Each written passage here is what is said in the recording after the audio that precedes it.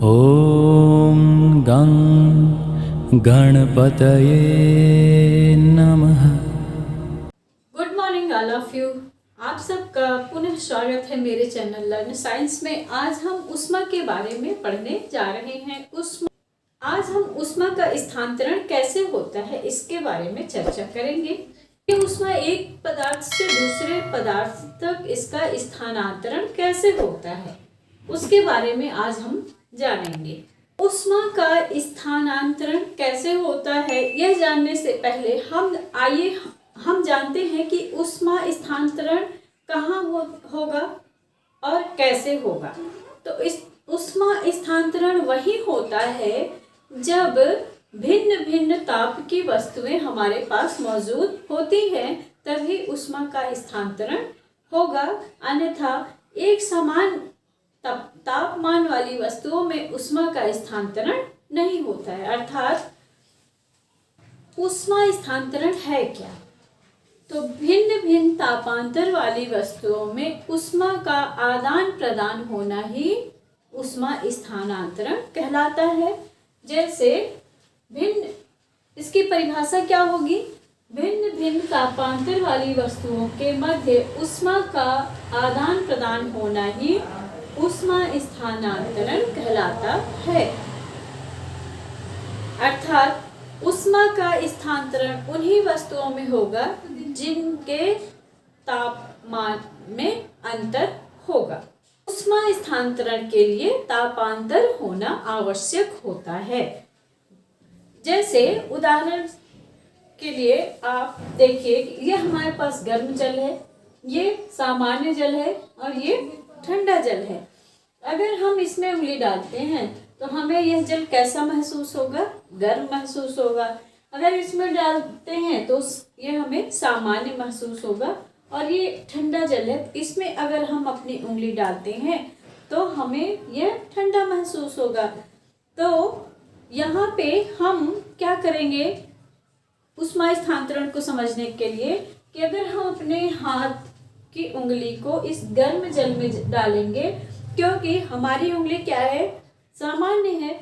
अब इसमें हम गर्म जल में अपनी उंगली डाल दिए तो इसका तापमान हमारी उंगली की तरफ, यानी उष्मा का स्थानांतरण हमारी उंगली की तरफ होने लगेगा।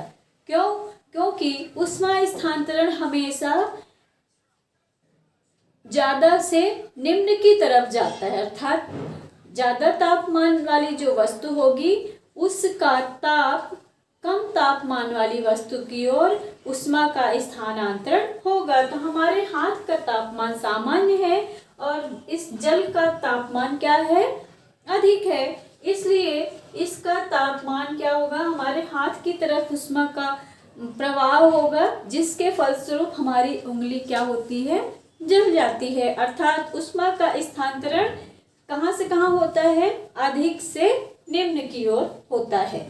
दूसरा प्रयोग आप यह कर सकते हैं कि ठंडे जल में अगर आप उंगली अपनी डालते हैं तो क्योंकि हमारे हाथ का तापमान इस जल की अपेक्षा क्या होगा? अधिक होगा। तो फलस्वरूप उष्मा यहाँ से इधर की ओर इसका प्रवाह होगा। यानी तापमान किसका अधिक है? हमारी उंगली का। और किसका तापमान कम है? इस जल का। तो उष्मा का प्रवाह हमारे हाथों से किस तरफ हो जाएगा?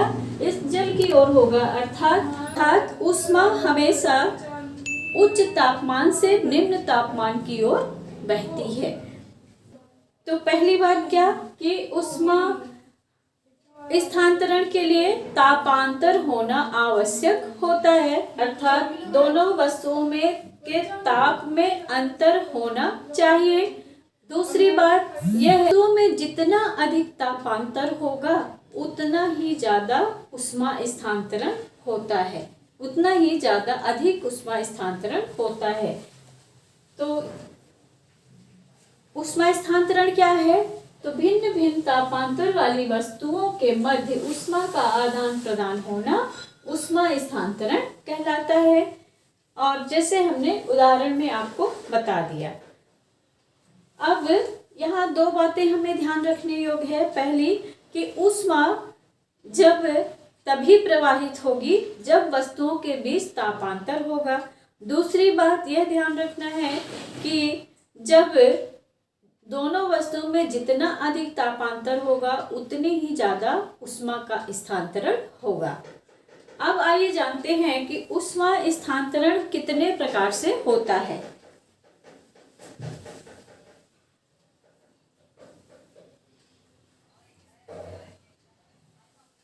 विधि चालन, दूसरी विधि कहलाती है संवहन और तीसरी विधि कहलाती है विकिरण। स्थानांतरण की 3 विधियां होती हैं जिनके द्वारा ऊष्मा का स्थानांतरण होता है। पहली विधि चालन कहलाती है, दूसरी विधि संवहन कहलाती है और तीसरी विधि जो है विकिरण कहलाती है। आइए अब एक एक के बारे में हम विस्तृत रूप से अध्ययन करते हैं। ऊष्मा स्थानांतरण की चालन विधि। चालन विधि से किस प्रकार से ऊष्मा स्थानांतरण होता है इसको हम आइए समझते हैं। इसमें मुख्य बात यह है कि चालन विधि से ऊष्मा स्थानांतरण ठोस पदार्थों में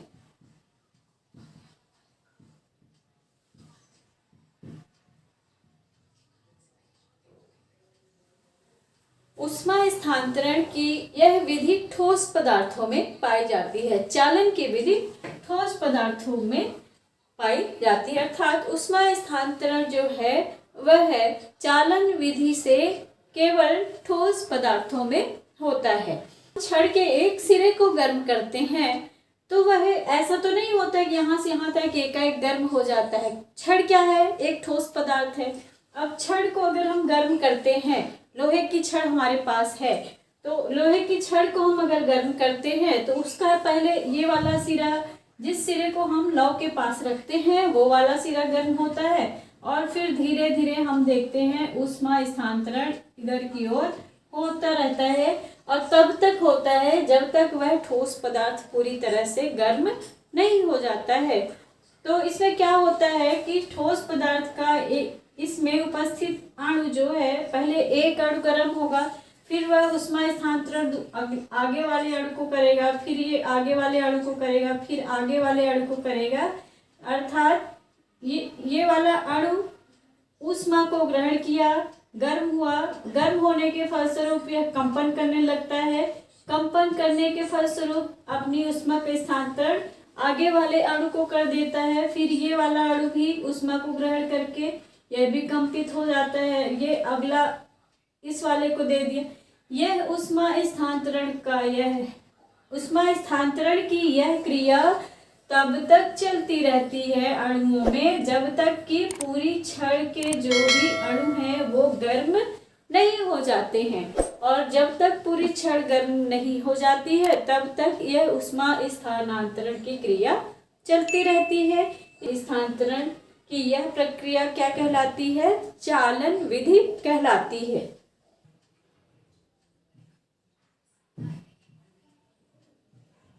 ऊष्मा स्थानांतरण की संवहन विधि। संवहन विधि द्वारा तरल पदार्थों में ऊष्मा स्थानांतरण होता है। इस विधि में माध्यम की आवश्यकता होती है। इस विधि में कैसे ऊष्मा का स्थानांतरण होता है आइए आपको हम समझाते हैं। क्या करते हैं कि हम एक बीकर में जल लेते हैं, जल लेने के पश्चात हम इस बीकर को गर्म करते हैं, तो ऊष्मा पाकर नीचे के जो जल के अणु होते हैं ये ऊष्मा पाकर गर्म होते हैं, और गर्म होने की वजह से इनके बीच में जो सघनता होती है वह ताप के कारण कम हो जाती है और ये फिर ऊपर की ओर चले जाते हैं, और फिर ऊपर वाले जो जल के अणु हैं वो उनमें सघनता अधिक होती है। क्यों? क्योंकि वो ठंडे होते हैं, तो ये नीचे की ओर आते हैं और नीचे आने के पश्चात ये ऊष्मा पाते हैं, और ये भी क्या होते हैं, गर्म होने के पश्चात ऊपर जाते हैं। ऊपर वाला ठंडे जल के अणु फिर नीचे आते हैं, फिर ये गर्म होके ऊपर चले जाते हैं। यह प्रक्रिया तब तक चलती है जब तक कि बीकर में मौजूद जितना जल है वह पूरी तरह गर्म नहीं हो जाता है और ऊष्मा स्थानांतरण की यह विधि संवहन विधि कहलाती है। से संवहन विधि द्वारा ऊष्मा का स्थानांतरण होता है। स्थानांतरण की तीसरी विधि होती है